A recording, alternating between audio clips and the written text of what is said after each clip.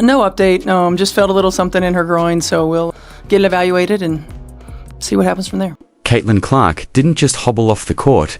She broke down in tears. And if you believe was simply another game, you're dead wrong. Walks down to the end of the court. You can tell that she's in pain. You can tell there's something wrong. She goes to the, what's it called, like stanchion or whatever, the thing that holds up the basketball hoop on the other end. She hits her head on it. She is fighting back tears and she walks straight to the bench. Now, when she goes over to the bench, she starts crying, and I honestly never seen Caitlin Clark cry on the court. Like when she lost the national championship game, she keeps there no matter what is happening. But you could just tell that something happened on that play, and it was either the pivot, it was either like, here we go again, it was frustrating. What happened against the Connecticut Sun was more than an injury. It was a catastrophic failure by her coach, her front office, and the league. You want to know who's actually to blame for Caitlin Clark's pain? Let's break it all down, because enough is enough. Let's not pretend came out of nowhere. We spotted the warning indicators from day one. Caitlin Clark had a quad issue in preseason, and instead of giving her sufficient rest, what did they do? Shipped her back to Iowa for an exhibition game. Why? PR, ticket sales, excitement. It was about headlines, not health. Then she regravated it in season. What happened? They sat her for a little. Yeah, but as soon as things became rough, bang, she's back out there again and again. Did nobody stop to inquire if she was ready? Or did they just see monetary signs and push her back in uniform? And now, suddenly she's got a groin issue. Re-injury following re-injury. Is this the new normal for her career? Because of the way the Fever are treating her, it sure feels like they're fine with that. Let me ask you, if this was LeBron, Steph, or Luka, would they be forced to play through this, or would their club genuinely defend its franchise player? The play looked innocuous. Clark made one of her hallmark dishes, a smooth backdoor dish. The crowd adored it. Classic Caitlin, but then she didn't rush back. She froze, grasped her groin, took one stride, two, then bent over. You could sense the energy shift immediately. The camera panned, and she was holding her hip tight. Her face said everything. She attempted to tough it out, since that's what she always did. But then she went off, and I mean walked off. Not jogged, not swapped out with high fives. Walked, limped, right to the stanchion, head buried.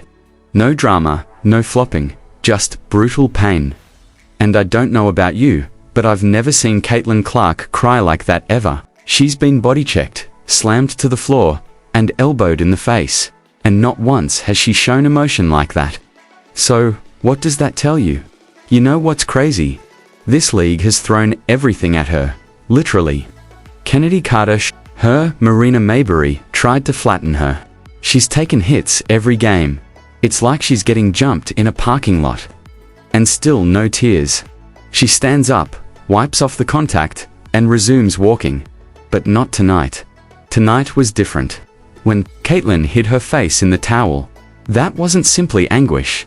It was weariness, emotional, physical, and mental. You could see it. She finally reached her breaking point. And it didn't come from a hit. It was from her own body giving up on her. That should worry everyone in that front office. Because when someone that tough eventually lets go, it implies they've been pushed too far. And for what? To beat the Sun in July. To sell out another away game. What's the cost? You don't run your superstar into the ground before the All-Star break and expect her to stay quiet forever. What do you think Clark was thinking as she was sitting there crying? Do you believe she's starting to question everything? And just when you think the night couldn't get much uglier, here come the refs. From the start, they let Connecticut get away with murder, hand-checking, grabbing, and holding Clark, coming off every screen. And the whistle was nowhere to be found. By the third quarter, she'd had enough. You could see her yelling after every call, and then during a review, the camera zooms in, and clear as day, she turns to the ref and screams, "Grow up." Straight up, no filter, no fear, just raw frustration. Can you blame her? Isn't new. She's been the focus of physical defense since game one. The difference tonight was she couldn't hide the wrath anymore. And honestly, I'm glad, because someone had to say it. The refs haven't protected her. Her coach hadn't, so she eventually said it herself. But let me ask you, why is she the only one battling for her own safety? What gets forgotten in the chaos? Caitlin Clark still showed up. Before the injury, she had 14 points, 7 assists, and 8 rebounds, plus 21 in the box score. She coordinated the offense, ran transitions, and put her teammates up. When she was on the floor, the Fever dominated.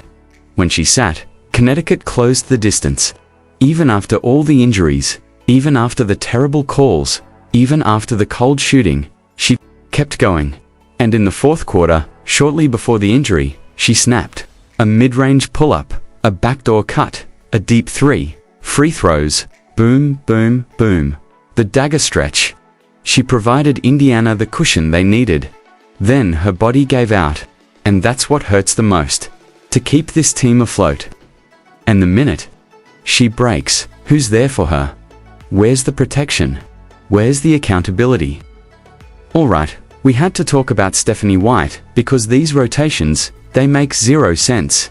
Clark plays 4 minutes, sits for 5, plays 3, and sits for 6. How's she expected to get into a rhythm? How's her body expected to keep loose with a soft tissue injury? Do you honestly believe the Fever are doing what's best for Caitlin Clark? Because of the way they're acting, it appears more like they're protecting business, not their player. And if this keeps up, don't be startled if she eventually declares, "I'm done." Don't be surprised if she walks away. Because right now, there's no proof they care enough to stop what they're doing.